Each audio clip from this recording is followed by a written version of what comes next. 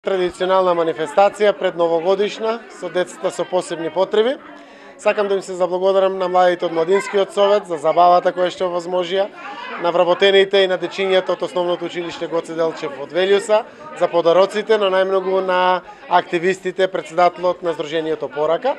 Ова традиционално дружење кое што го правиме заедно со децата, овозможи да направиме еден рекапитулар на годината која што изминува секако, но пред се да биде забава во подготовка на наредната 2015 која што очекуваме да биде поубава, пострекна и секако понадежна за сите нас. Во тој дух јас се надевам дека и годината ќе отпочне со толку очекуваниот дневен центар за деца со посебни потреби, кој што е веќе адаптиран простор во поранешната касарна со средства на Министерството за труд и социјална политика, а општината како партнер ќе финансира двајца стручни луѓе, дефектолог и воспитач, кои што ќе се грижат за децата.